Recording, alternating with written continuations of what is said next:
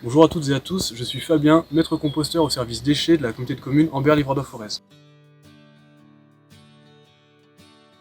Sur cette vidéo va vous être présenté un site de compostage partagé, un équipement collectif qui va être mis à disposition des usagers localement pour qu'ils puissent traiter leurs déchets organiques qui jusqu'ici étaient ajoutés au bac ordures ménagères, qui étaient transportés et traités ailleurs. Là l'idée c'est de valoriser la matière sur place. Les sites de compostage partagé, vous pouvez en trouver en pied d'immeuble, dans des résidences ou dans des quartiers. Ici nous sommes à Ambert, au verger communal, et on va vous montrer un exemple de composteur dit partagé. On a un matériel composé d'un premier chalet avec un compartiment au milieu qui nous permet d'avoir un bac pour réaliser les apports. Le bac d'à côté, c'est ce qu'on va appeler un bac de maturation. Une fois que les apports sont complets et le bac est rempli, on va le fermer, le clôturer donc, et de 6 à 8 mois de maturation va nous donner en fait un compost qui sera parfait pour un retour au sol, donc on aura le cheminement complet. Le bac d'à côté, qui est réservé au broyat, va permettre en fait d'apporter une matière sèche, carbonée, qui va être un structurant pour le compost. On va vous expliquer rapidement et très simplement les gestes à suivre, la démarche à suivre pour réaliser un compost sans difficulté. Pour le bac d'apport et mon bac de broyat. Donc j'ai ramené mon bioseau qui m'a été fourni par la communauté de communes Ambert-Livrador-Forez. Ce seau, j'y dépose tout ce qui est épluchure de fruits et légumes. Je peux aussi mettre le marc de café, le thé, en fait tout ce qui va se dégrader naturellement. En composteur collectif, je vais éviter de ramener tout ce qui est viande, poisson, pain, fromage, qui sont pas recommandés en collectif, qui peuvent, si c'est mal géré, apporter quelques nuisances en termes d'odeur. Je vais vous montrer donc le geste simple, c'est que je vais vider mon seau. Je vide mon seau au milieu et je vais utiliser les outils qui sont à ma disposition dans le bac de broyat. À partir de là, j'ai une petite griffe qui va m'être assez utile pour répartir la matière sur l'ensemble, et je vais venir mélanger avec les apports de la veille, les apports précédents, sur une dizaine de centimètres.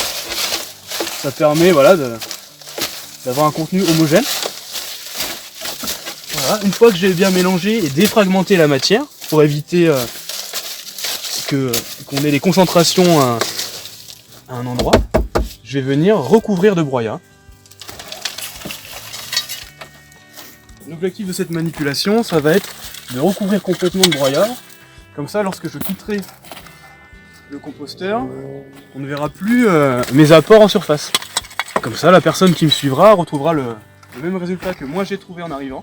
Voilà, une fois que l'opération est réalisée, je peux refermer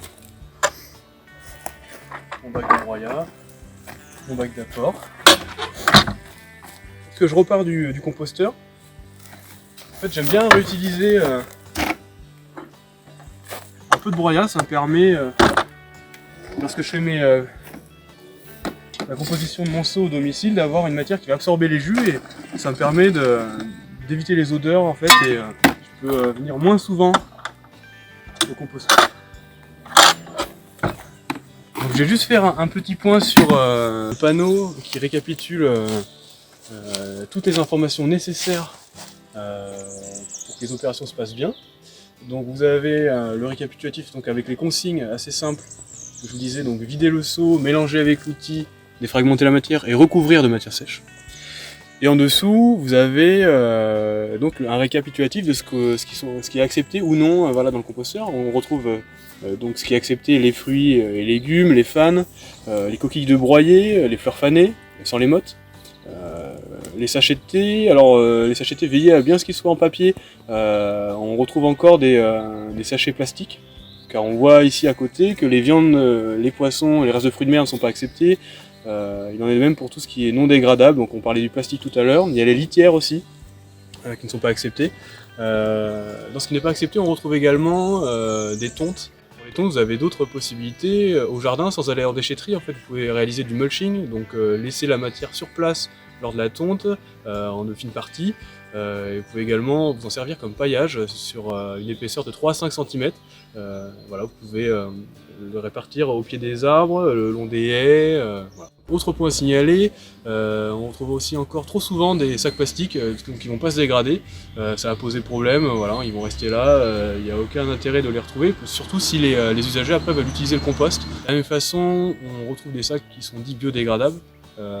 Ceux-là sont biodégradables dans des conditions industrielles, c'est-à-dire dans des volumes bien plus importants à composter, ce qui n'est pas le cas ici au verger et ni sur les composteurs partagés en général.